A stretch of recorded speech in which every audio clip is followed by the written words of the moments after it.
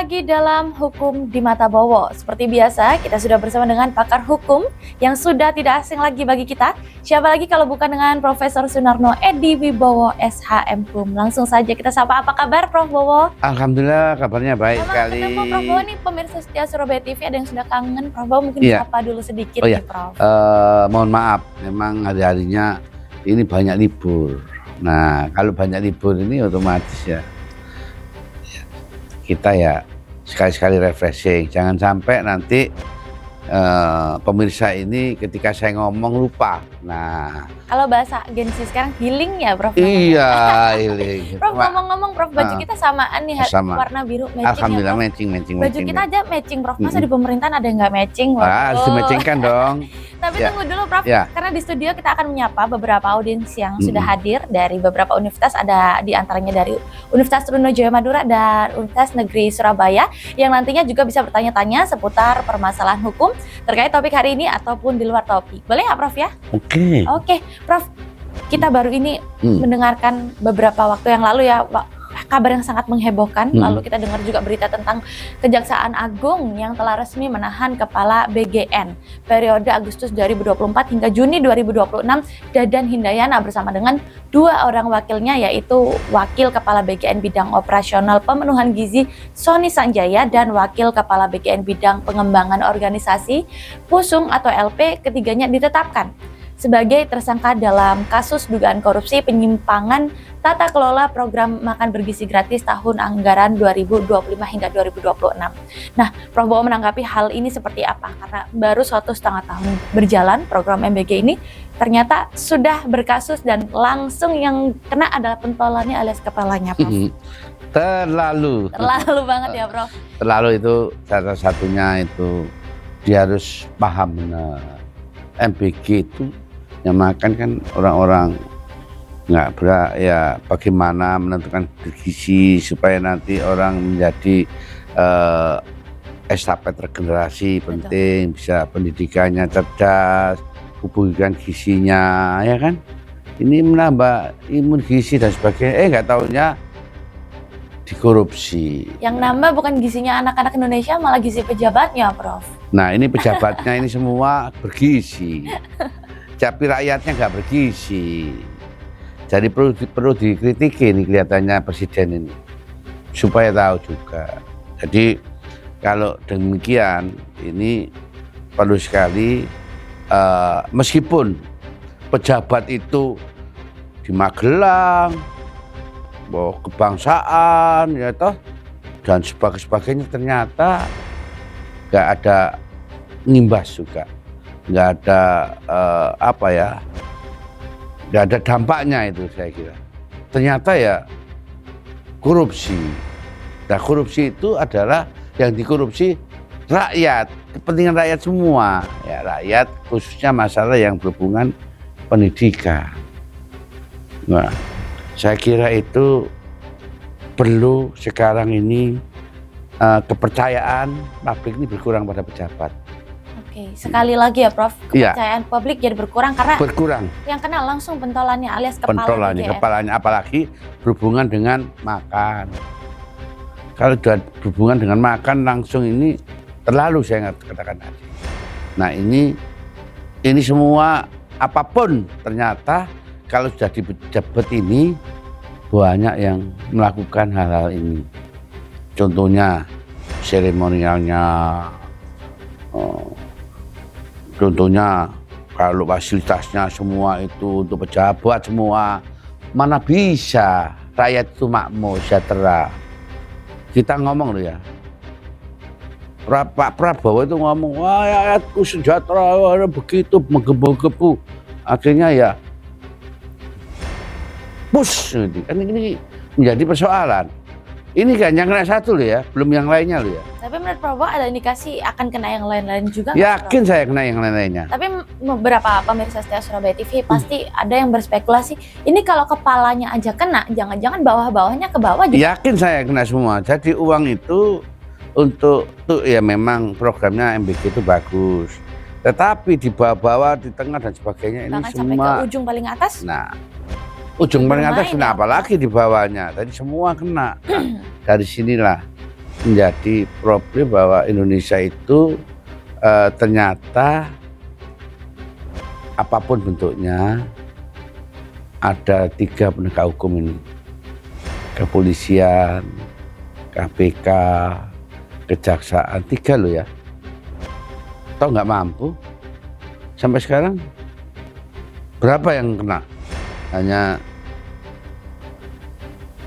variabelnya aja kurang. Jadi kalau dengan demikian perlu adanya, meskipun ada laporan harta kekayaan ini, ternyata nggak berdampak sekali.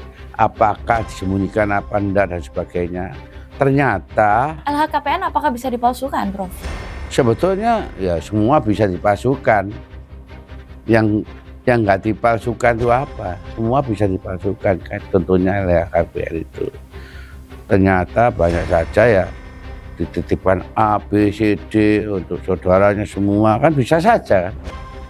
Itu kan gampang. Nah, dari situlah apapun meskipun aturan itu ditegakkan baik, tapi ketika akhlak, moral, etika, mutu, integritas, ya semua karakter, ternyata hampir semua ini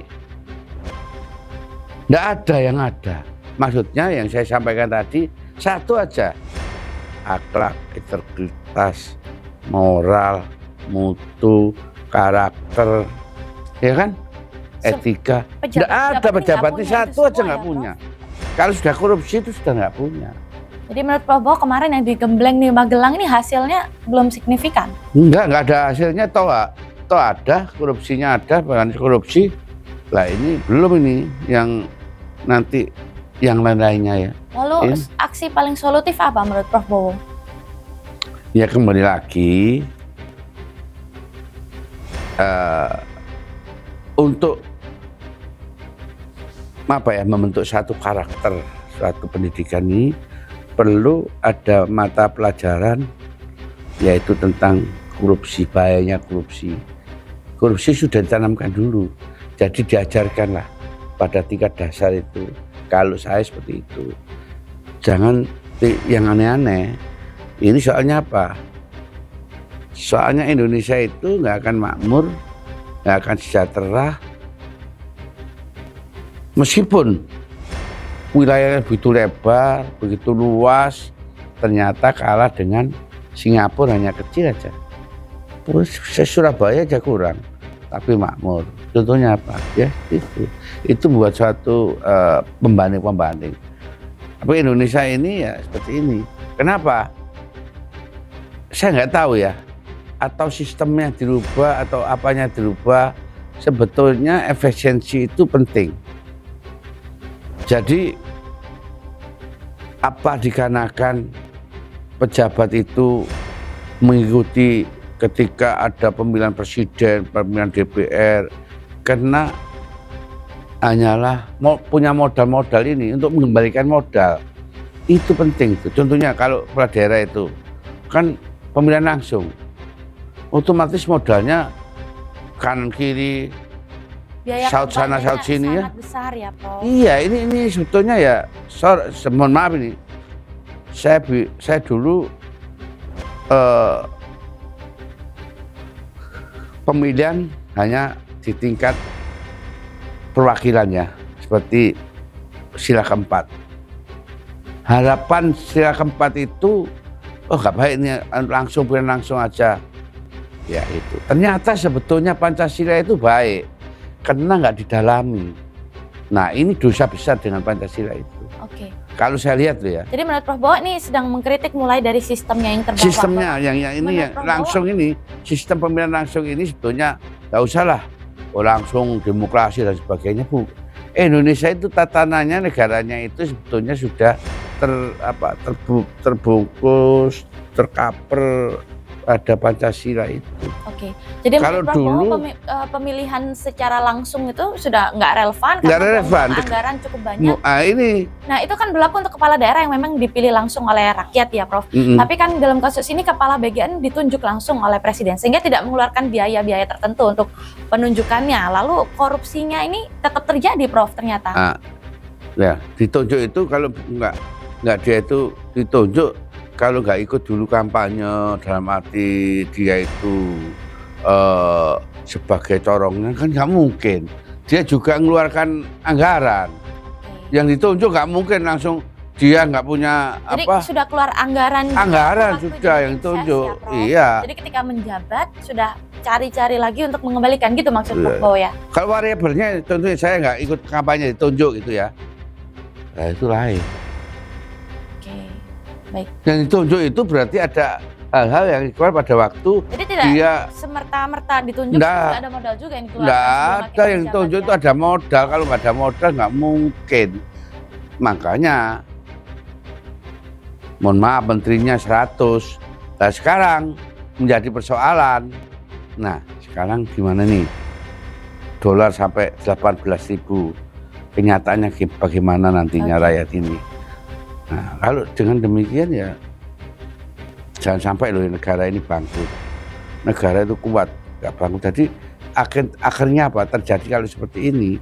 Semua itu, apalagi ada yang audiennya ini dari generasi sekarang nanti akan menjadi estafet bangsa ya mahasiswa semua.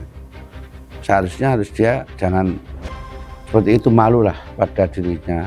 Malulah pada jabatannya. Tapi tentu kita harus mengapresiasi ya Prof, karena ada gerakan cepat juga dari Kejaksaan Agung sehingga 1,5 tahun menjabat sudah ada yang dibekuk yaitu langsung Kepala BGN dan juga 2 wakilnya. Tentu itu juga harus kita apresiasi ya. Oh harus diapresiasi, itu bagus Kejaksaan Agung itu. Karena kalau tidak terjadi mungkin sampai 5 tahun selesai masa jabatan Pak Prabowo baru ketahuan bisa lebih banyak lagi kerugiannya karena kita dengar-dengar juga nilai korupsinya kalau dinominalkan senilai 1 miliar per hari Pak Prabowo. Masya Allah, ya nggak bisa ya 1 miliar per hari. Bayangkan ya kalau seperti itu ya, saya nggak bayangkan ya.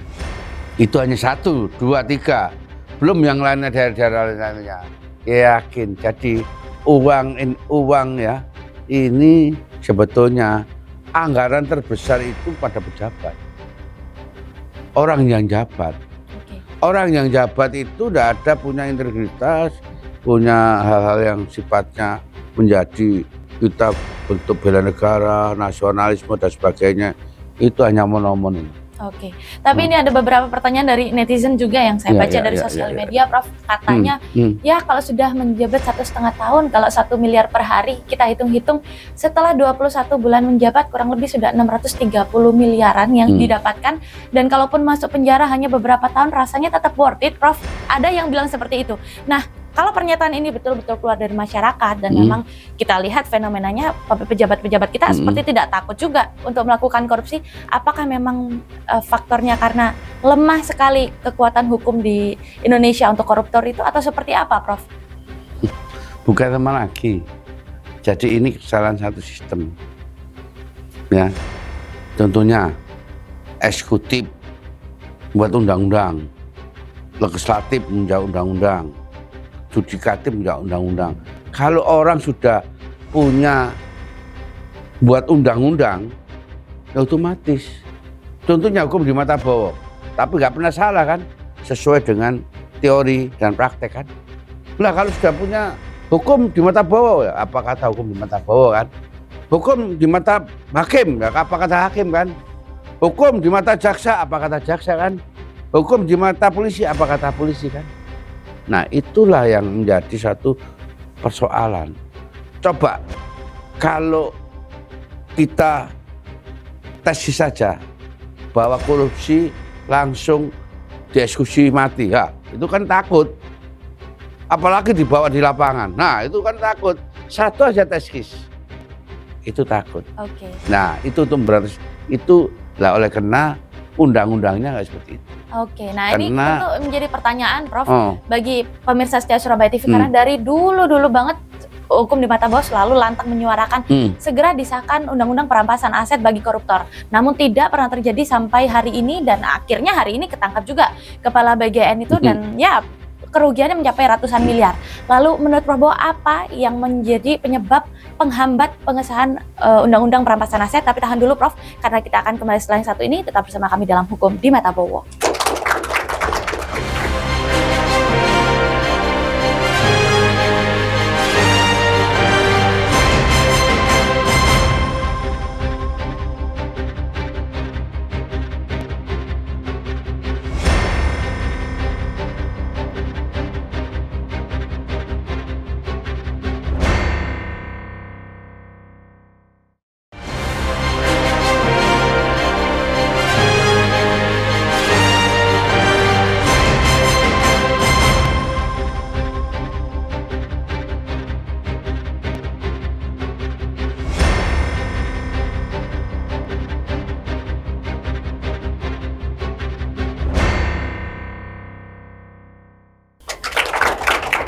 Baik pemirsa, kembali lagi dalam Hukum di Mata Bowo. Prof Bowo, kembali lagi kita membincangkan tentang hal yang panas sekali ini Prof. Menurut Prof Bowo, apa sih yang menyebabkan pemerintah kok sepertinya tidak kunjung mengesahkan undang-undang perampasan aset, padahal korupsi demi korupsi itu setiap hari kita dengar dan sudah satu persatu ditangkap Prof? Ya itulah, ternyata undang-undang itu bukan KKN, tapi undang-undang yang dibuat itu NKK, nulung konco-konco. Ya konco-konco pejabat-pejabat itu supaya apa? Kalau perampasan aset ya habis semua itu, sampai nggak ada seperti itu. Nah sekarang bisa disembunyikan. Ya saya guru besar dari Kuala Lumpur ya, terus terang aja. Saya ya disertasi saya adalah tentang tindak pidana pencucian uang. Banyak disimpan di sana, tapi bisa nggak melacak di sana? Kan nggak bisa kan? Nah contohnya itu. Undang-undang sudah disahkan, apalagi sekarang perampasan. Agak susah sekali. Berapa tahun kita ngomong sejak perampasan aset sampai sekarang nggak. Kalau yang menguntungkan bagi pejabat dan kroni-kroninya, ya toh, itu ya menguntungkan, oh cepat. Tapi kalau merugikan sampai ya monyet Monyet keluar tanduk ya Prof. Prof, tapi lebaran monyet nggak mungkin terjadi itu. Modus-modus korupsi di kasus ini kan menyasar anggaran jumbo Prof, seperti program MBK yang mencapai 85,27 triliun Prof pada tahun 2025 dan 258 triliun pada 2026. Program yang seharusnya dikelola oleh yayasan sekolah sebagai mitra Satuan Pelayanan Pemenuhan Gizi atau SPBG justru diselewengkan. Para tersangka diduga menggunakan dan mengendalikan yayasan-yayasan yang terafiliasi dengan mereka untuk meraup insentif hingga miliaran rupiah per hari, Prof. Kalau untuk kasus ini seperti apa ancaman sanksi hukumnya menurut Prof Bowo? Waduh, kalau undang-undangnya hanya 20 tahun, kadang-kadang bisa lebih dari berkurang, bisa tergantung nanti.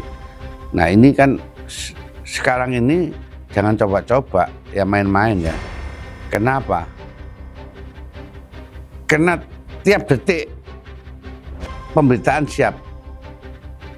Kalau sampai ini nantinya untuk rakyat sampai putusannya rendah, jadi persoalan. Persoalan apa? Persoalan nanti masyarakat akan menilai. Ternyata aparat penegak hukumnya PH-nya ini ternyata ya ada NKK, ada KKN dan sebagainya. Ini dugaan-dugaan ini dugaan pemikiran yang nakal seperti itu. Nah, kalau nanti undang-undang ini sampai hukumannya ya mati, orang akan takut. Insya Allah kalau nanti undang-undang korupsi ini ya toh hukuman ada mati, rancangan Prof, yang hukuman mati.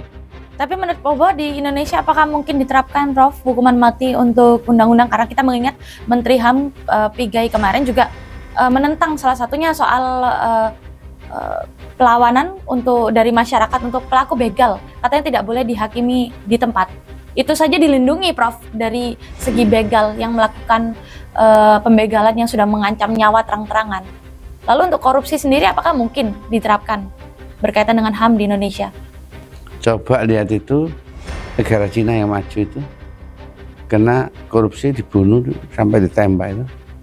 Tembak gak main-main tuh. Oke, dengan negara komunis dan kita negara agamis, apakah bisa diterapkan, Prof? Ya, kalau demi kepentingan negara, apakah tidak diperbolehkan? Demi kepentingan masyarakat, demi kepentingan rakyat untuk sejahtera. Nah, kita itu kan, ya contohnya, kalau kita negara itu maju, pemberantasan korupsi ini paling pertama kali harus pendidikan lah, sekarang sudah mulai baik. Kesejahteraan, nah yang ini kesejahteraan ini harus korupsi nggak sejahtera. Kalau nggak sejahtera negaranya 3 aja, saya nggak banyak-banyak kok. Sejahtera, pemberantasan kemiskinan, pendidikan, korupsi ini sudah berantas ini, dia masukkan. Alhamdulillah kalau itu memang direspon sekali, itu ya nanti akan maju negara itu. Hanya 3 aja, gak usah 4, 5, 6, 3 aja belum selesai kok. Prabowo melihat sebagai pakar hukum, pemberantasan korupsi Indonesia saat ini sesulit apa menurut Prabowo? NKK, nulung konco-konco, bukan KKN. Ini KKN ini.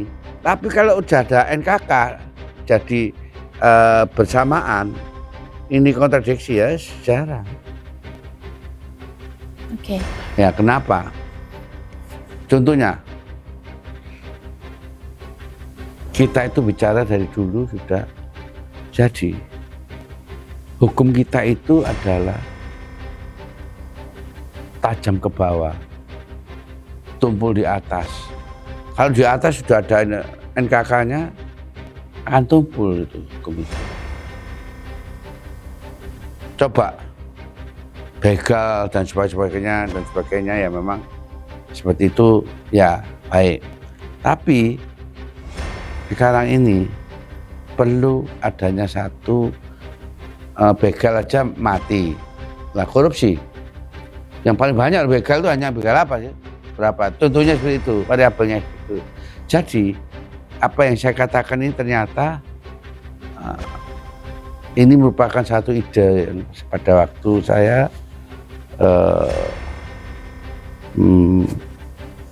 seperti yang kita sampaikan hukum di mata bawah itu. Akhirnya sampai sekarang itu menjadi apa? Menjadi acuan bahwa hukum itu seperti itu. Nah, kalau hukum seperti itu nggak akan bisa. Contohnya, saya nggak bicara masalah dolar loh dia. Bicara masalah ini aja sudah korupsi itu sudah nggak bisa dikendalikan. Padahal korupsi itu sebetulnya sudah diajarkan di mana-mana, sudah tahu di mana-mana. Baru diangkat sudah korupsi. Kalau semua seperti itu, APBN bisa-bisa minus nantinya. Ini perlu adanya satu ya regulasi yang baru lah masalah MBG ini. Oke, tapi dengan penggantian dan pengangkatan kepala BKN baru, menurut Prof Bo, angin segar nggak, Prof? Ada harapan baru nggak, Prof? Dari dulu harapan nggak ada yang baru. Mulai dulu pancet aja, korupsi itu ada aja. Ya kan nggak ada. Meskipun ada satu dikasih pemahaman sebanyak, sampai kalau saya bicara masalah tindak pidana korupsi itu, omongannya mulai dari sini sampai Jakarta sebenarnya. Sampai sekarang ya pancet aja. Tapi begitu terjun ke lapangan, teorinya tidak selalu sama dengan Nah, oleh karena itu penting memang khususnya untuk fakultas hukum ya ini ya. Lagi saya mengasuh ya dari Unisa, dari UPN ya. Ini magang di tempat saya, sehingga antara teori dan praktek itu nggak ngecun bahwa idealnya hukum seperti ini. Enggak. Yang katakan ideal hukum ini dipandang dari mana? Enggak ada. Konsep itu sudah tidak ada. Apalagi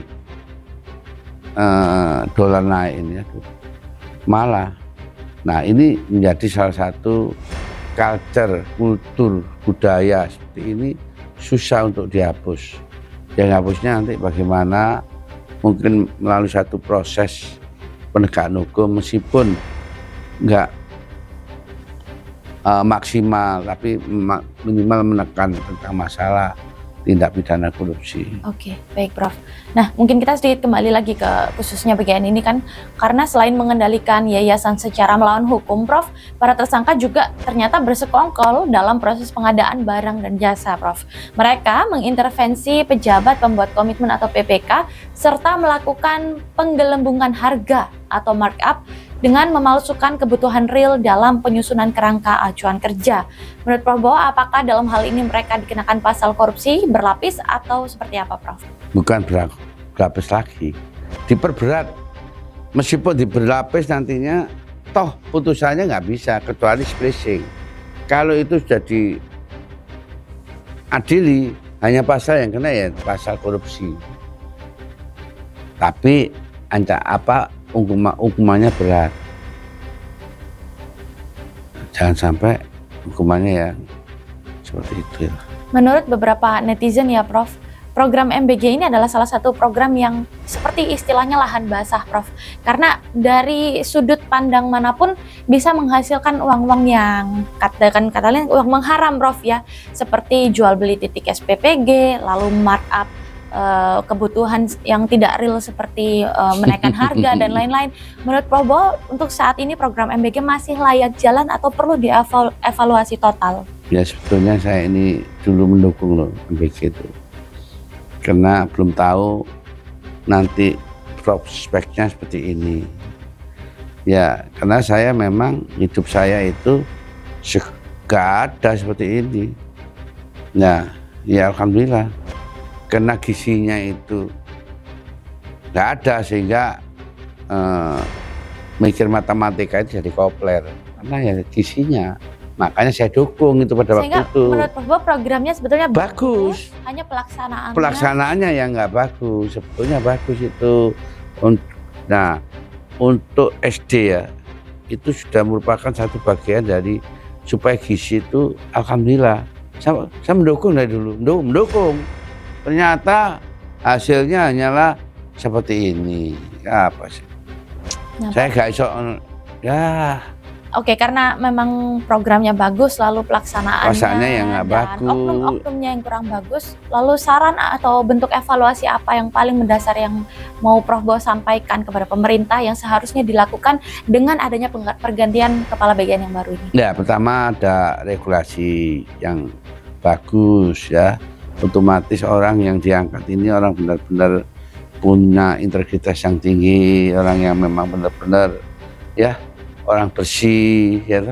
Kalau bersih sudah merupakan bagian yang sudah saya sampaikan, dari A sampai berapa tadi, 5 item 5 poin. Kemudian nah ini perlu adanya satu anggarannya ini harus juga dipotong karena ini menyangkut APBN juga. Nah, pemerintah negara sebetulnya anggaran 80% itu dari pajak rakyat, semua dari rakyat. Nah maksud saya, kalau jadi pejabat itu jangan menari-nari di atas penderitaan rakyat yang sudah acak-acak pajaknya seperti itu. Yang lainnya, aduh, saya nggak bisa ya. Terus ada pejabat sampai joget-joget, wah, nari-nari seperti itu, pantas nggak itu? Lihat rakyatnya, katanya dia demi rakyat, kepentingan rakyat, itu hanya ngedabrus Oke. Prof, tapi kita akan membahas lebih lanjut. Sepertinya pembahasan kita akan lebih dalam dan lebih panas, Prof. Karena memang terkait dengan MBG bersamaan juga per hari ini katanya dolar sudah naik menjadi 18.000. Nah, itu. Tapi tahan dulu, Prof, karena kita akan bahas lebih lanjut setelah yang satu ini. Tetap bersama kami dalam Hukum di Mata Bowo.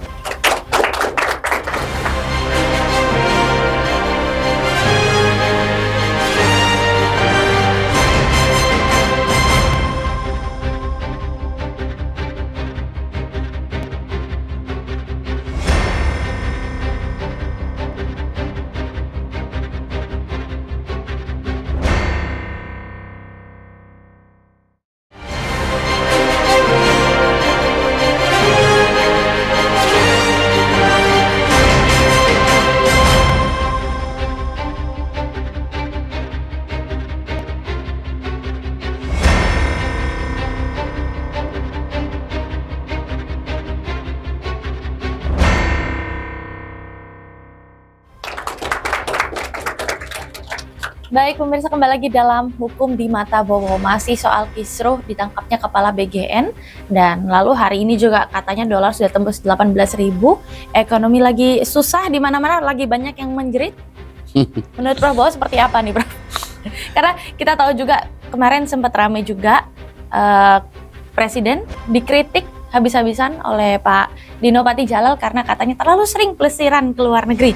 Karena praktis selama 1,5 tahun menjabat sudah 51 kali ke luar negeri dengan biaya yang kita tahu pasti cukup banyak di tengah-tengah ekonomi yang sedang susah. Menurut Prabowo seperti apa? Ya, sebetulnya Presiden Prabowo itu memberi contoh pada rakyat yang peceklik, katanya bahasanya itu peceklik itu bahasa sekarang tercekik masalah ekonomi karena dolar naik. Seharusnya dikurangi ke luar negeri. Ke luar negeri itu kan apa untungnya? Di sana itu apa hanya kan saya katakan hanya seremonial atau hanya apa dan sebagainya. Apa hasilnya? Kan perlu ditunjukkan hasilnya. Jadi menurut Prabowo belum terlalu transparan ya dengan hasil. Belum terlalu transparan. Dan memang dari 51 kali ke luar negeri itu menurut Prabowo banyak atau sudah sepantasnya atau seharusnya tidak perlu sebanyak itu, Prof? Tidak perlu sebanyak itu kecuali hal-hal yang urgent baru. Kalau nggak urgent di sana, wah pesawatnya, orangnya, makannya, hotelnya, aduh banyak sekali. Tapi kalau berbicara soal anggaran, ada klarifikasi kemarin juga dari Seskap tadi bahwa kelebihan anggarannya ditanggung dari dana pribadi Presiden Prabowo. Menurut Prabowo gimana? Itu benar, tunjukkan. Oke, lagi-lagi rekeningnya. Minta transparansi lagi ya, Prof? Iya, jangan hanya kalau ngomong sih gampang, transparan dong. Ya toh? Oke, jadi jangan satu itu aja ya. Kedua. Oke, jadi pesan Prof Bowo yang pertama harus transparan. Transparan. Ini hanya satu aja variabel. Korban aja uang dari APBN. Ya kan? 100 miliar itu kan bukan dari pribadi kan. Nah ini kan dari uang rakyat. Kurban kemarin pakai APBN ya, Prof ya? Iya gitu loh. Hanya satu loh. Aturannya seperti apa, Prof? Kalau kita sudah terlanjur berbicara soal berkorban nih, mungkin pemirsa setia Surabaya TV ada yang bertanya-tanya, memang di periode presiden-presiden sebelumnya berkorban itu dari dana pribadi atau dari APBN? Nah kalau dari dana pribadi itu baik. Kalau dari dana APBN ya gampang. Kalau jadi presiden itu menggunakan uang gampang, nggak terkontrol. Ya seharusnya ya kalau dana pribadi cakep. Kalau dana APBN ya kembali lagi uangnya rakyat. Berarti dari rakyat kembali lagi ke rakyat. Ke rakyat kan gitu kan. Okay. Nah, seperti itu. Maka penting sekali. Ini yang satu aja. Kalau luar negeri dananya, dia tunjukkan kalau itu dananya. Biar tahu.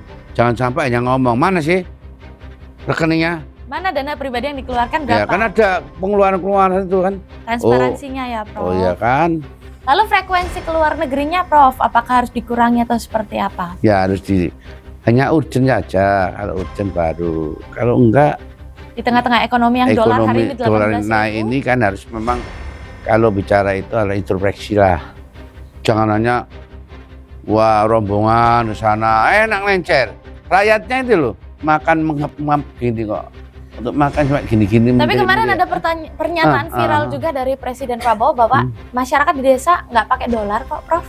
Iya, nggak pakai dolar ya. Siapa pegang dolar? Pegang rupiah masalah kok, itu. Oh, dolar gimana? Tapi contohnya kedelainya, tahu tempenya, apa nggak pakai dolar kalau impor?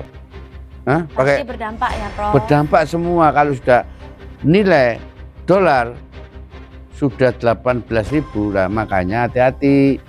Jadi saya juga menyampaikan pada Presiden kalau ngomong itu hati-hati ya. Jadi menterinya itu gimana tanggung jawabnya. Sebelum ngomong harus punya satu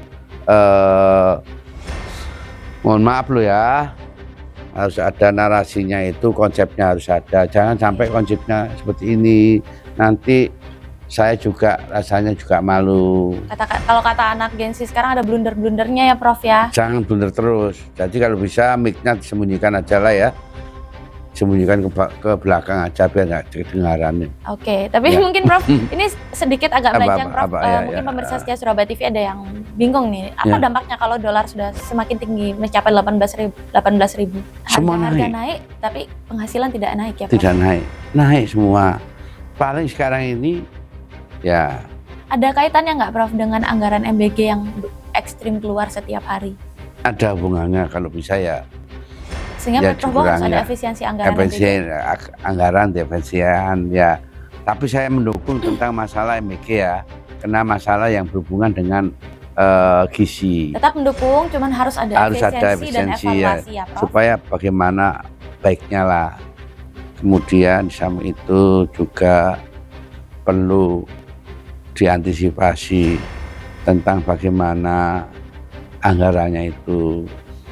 Perlu diantisipasi seperti itu. Jadi tetap kita dukung program ini, hanya perlu diefisiensikan dan dievaluasi. Kasihan kita mau lempar pertanyaan sama para mahasiswa, boleh kasihan. Ya? Sekarang itu masyarakat itu makannya mie sama sambal sama sayur kangkung di sambal itu udah alhamdulillah. Nah, naik semua tuh. Tahu tempe aja naik. Belum semuanya naik. Kalau nggak ada yang barang nggak naik. Yang nggak naik kelihatannya garam. Karena tengah-tengah ekonomi yang lagi susah, semua harga naik, maka kita juga akan tanyakan pendapat kepada adik-adik mahasiswa, apakah dampaknya juga terasa kepada mereka atau mereka ada kritik tertentu, saran kepada para pemerintah. Boleh kita dengarkan langsung ya, Prof ya? Oh iya, langsung. Itu penting. Sekarang transparansi. Sepanjang kritik itu membangun ya. Membangun, bukan kritik itu malah bukan kritik membangun kok ini. Fakta kok ini. Apalagi ini adalah kritik dan saran dari anak-anak penerus generasi bangsa. Oleh karena itu silakan waktu dan tempat kami sediakan. Pertanyaan pertama atau kritik dan saran boleh juga.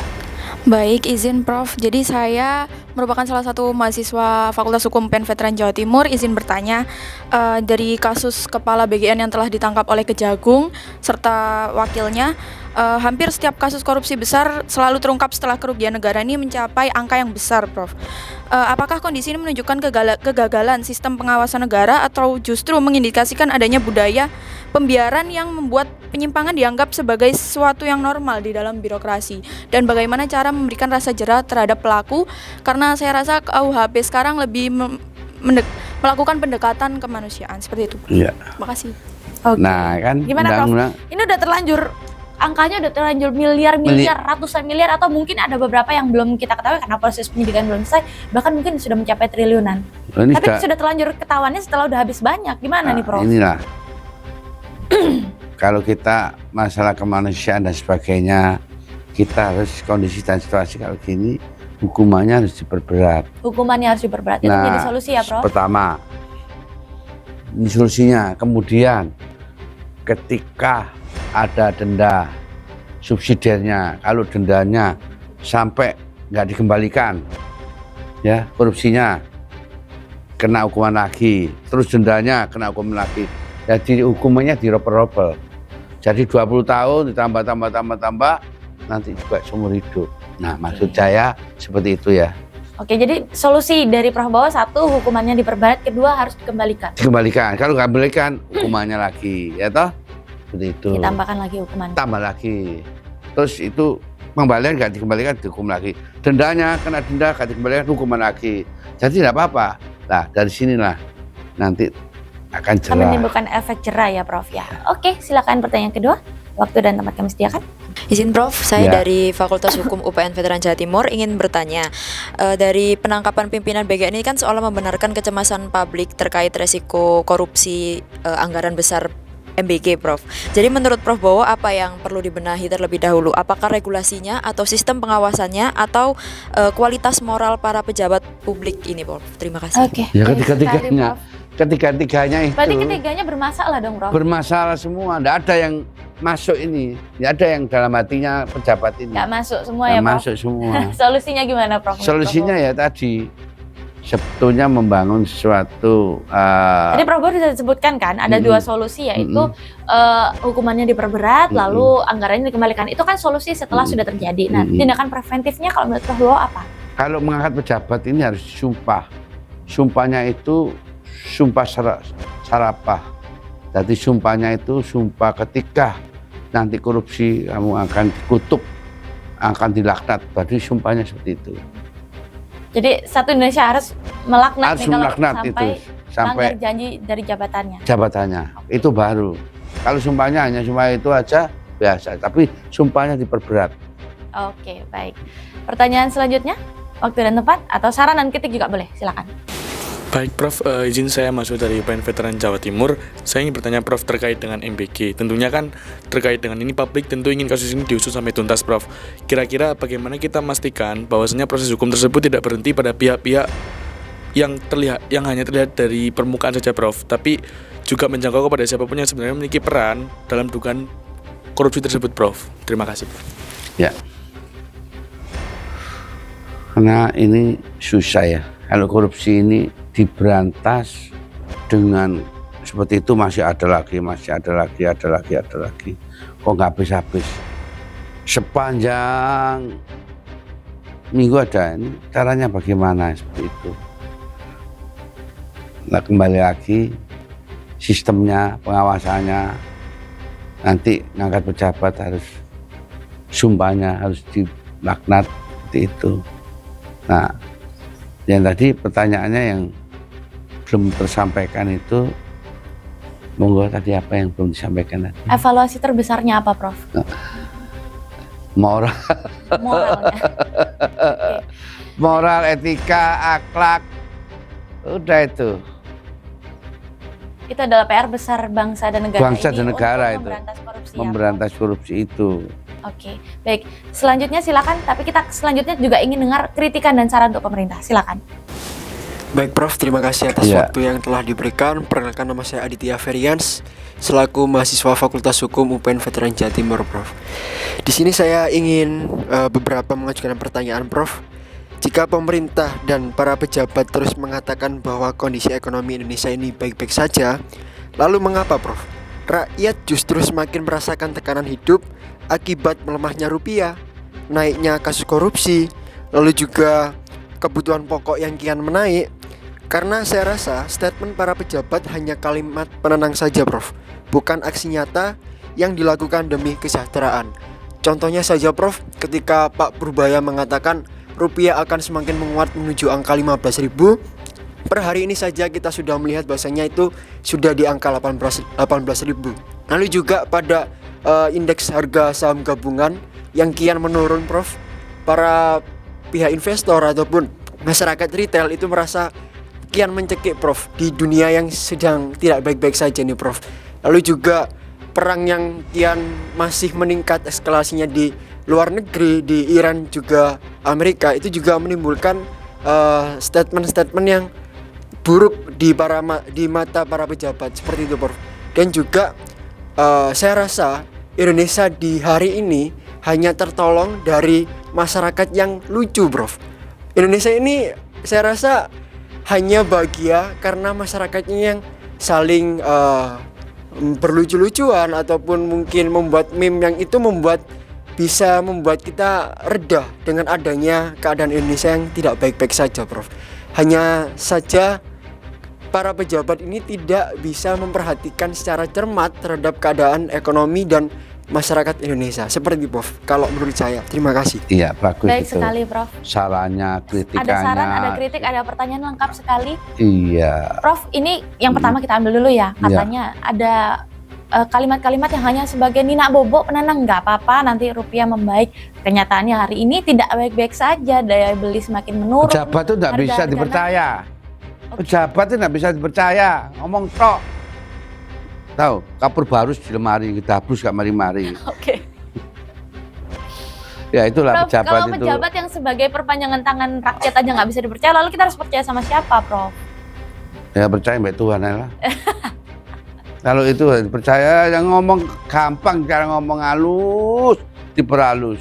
Tapi kenyataannya segini. Nanti sampai 20.000, terus bagaimana itu? Tapi ada indikasi ke sana, Prof? Ada indikasi Yakin semakin saya akan ke sana kalau perang ini terus-terusan. Tadi kan ada singgung perang. Oke. Perangnya sekarang nggak perang-perang macam-macam. Tapi Prof Bos setuju nggak dengan pernyataan mahasiswa tadi, Indonesia ini masih baik-baik aja karena rakyatnya ngelucu, ngelawak, jadi masih waras. Kalau rakyatnya udah nggak ngelucu lagi, mungkin udah pada gila semua, harga-harga naik. Gimana Iya Prof? memang saya ini hukum di mata bawah ditunggu-tunggu, soalnya narasumbernya lucu, makanya seneng, terhibur sebetulnya. Ya terima kasih lah pada pemerintah, saya hibur itu rakyat. Tapi pemerintah juga lucu nggak Prof Hah? sekarang? Gak lucu lagi.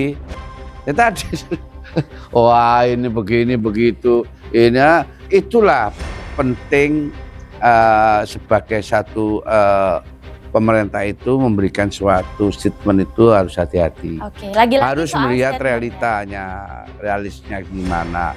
Jangan hanyalah melihat sesuatu yang otopsi kosong belaka, jangan. Itulah akan dinilai oleh mahasiswa. Masukannya Prof ke pemerintah supaya jangan mengatakan kalimat-kalimat hanya penenang yang jauh Hanya di luar fakta. iya, itu hanya jangan sampai hanya nina bobokan, lucu, ngomong pelan dan sebagainya. Padahal dia itu pejabat. Nah pejabat harus bagaimana solusinya bisa ditangkap secara common sense-nya, akal sehatnya, otaknya itu bisa. Mahasiswa cerdas semua loh sekarang, banyak orang cerdas kok.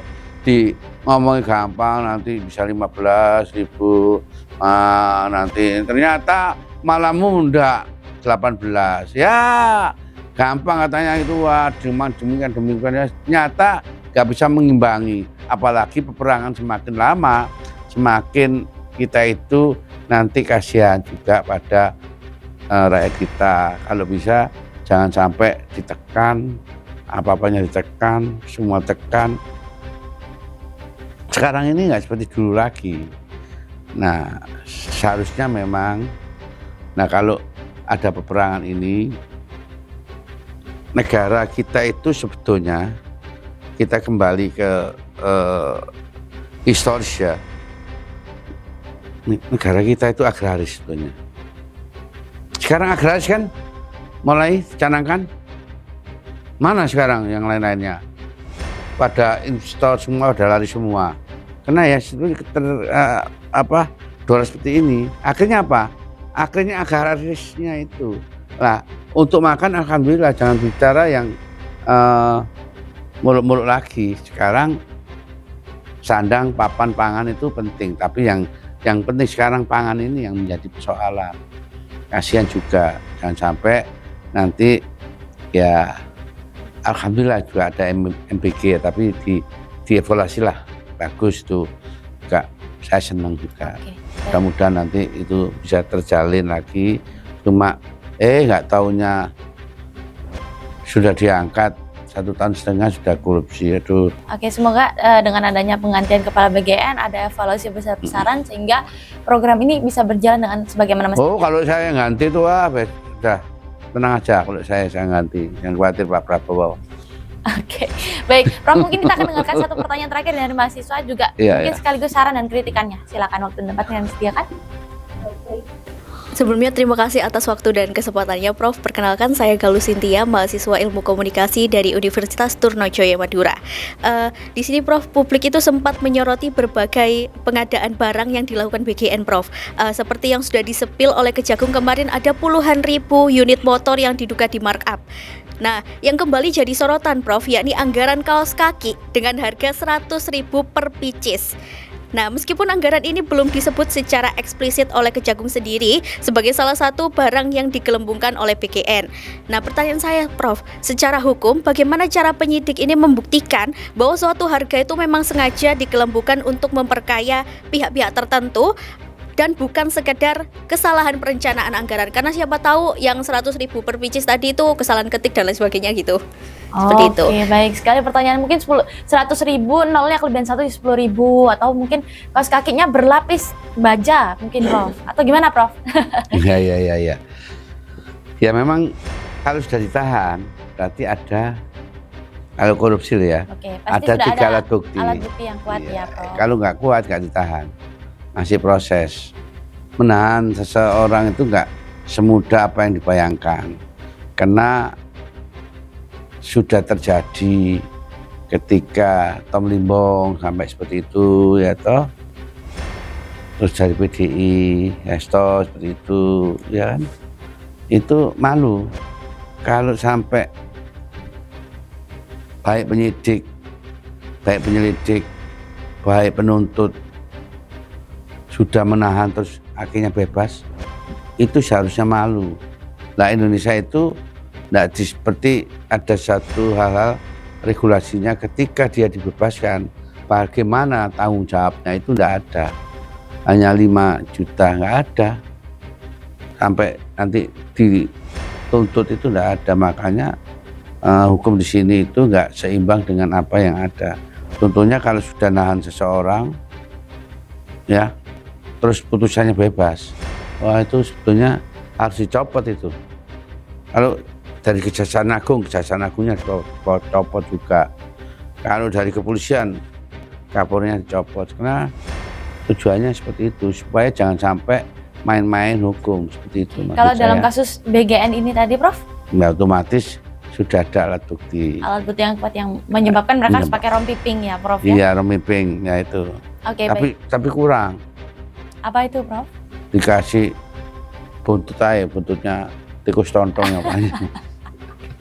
Oke, baik, Prof. Ya sebetulnya tadi ya memang ini kalau korupsi memang sudah ada putusan MK, kalau nggak salah 1915, harus nyata-nyata. Dan ini Nggak memang ada- sudah nggak- terang dan nyata-nyata ya, Kalau Prof. dulu pasal 2 dan 3 itu hanya potensi, kata dapat dan sebagainya, tapi sekarang nyata-nyata korupsi itu seperti Oke. itu. Baik, sebagai penutup, Prof, adakah pesan yang ingin disampaikan kepada Presiden Prabowo dan jajarannya, dan juga kepada masyarakat yang sekarang sedang merasakan dampak ekonomi dari dolar naik hari ini? Kepada Pak Prabowo, Presiden, ya, Presiden Republik Indonesia itu, ingat itu punya bapak, namanya Profesor Dr. kalau nggak salah Sumitro Hadikusumo. Itu ekonom yang pintar, itu coba contoh itu dari bapak itu warisan itu. Nah, dengan harapan supaya ekonomi itu untuk kepentingan rakyat, jangan hanyalah tadi ada sesuatu yang ke luar negeri terlalu berlebihan, jangan. Karena pesan bapaknya itu janganlah menari-nari di atas penderitaan rakyat. Rakyat itulah kamu dahulukan, itu pesannya bapaknya. Itu pesan itu, tak main-main untuk Pak Prabowo ya. Tolong itu dicermati. Saya ini orang biasa, tapi kalau menyangkut hal-hal sejarah dan sebagainya, saya ada catatan-catatan tersendiri. Demikian, terima kasih. Untuk masyarakat, Prof? Untuk masyarakat harus bersabar. Ya apa-apa negara kita itu seperti itu ya. Saya nggak ngocok-ngocoki, mau unjuk rasa dan sebagainya. Lebih baik bagaimana kalau saya ini ikat pinggang. Kalau dulu longgar, sekarang saya kurus karena ini. Nah, lihat dolar naik ini, akhirnya saya ikat pinggang lah. Cuma untuk masyarakat supaya ikat pinggang aja ya. Nah, seperti itu. Oke, baik, terima Jadi kasih. pinggangnya nggak usah di karena makannya harus memang benar-benar itu hanya makan aja loh, apalagi yang lainnya sekarang sulit semua. Nah, kalau pingin untuk segar Jangan lupa hari Jumat jam 8 nonton Hukum di Mata Bowo ya, di samping mendapatkan edukasi ya, sekali-sekali kayak simulatan lah. Lucu-lucuan. Oke. Biar tenang hatinya ya. Baik, terima Iya, kasih iya. banyak atas waktu dan kesempatannya Prof Bowo, dan juga terima kasih untuk Iya, teman-teman yang iya. sudah hadir di studio. Ada dari UPN, dari UTM, dan juga dari UNESA yang sudah datang menjadi audiens menyampaikan pesan, kritik, dan pertanyaan. Dan akhir kata pemirsa, hukum itu tidak ada yang abu-abu, yang ada hanya hitam atau putih, dan kita harus tetap percaya bahwa keadilan masih tetap ada. Akhir kata saya Angel, beserta seluruh kerabat kerja yang bertugas pamit undur diri. Salam Surabaya TV.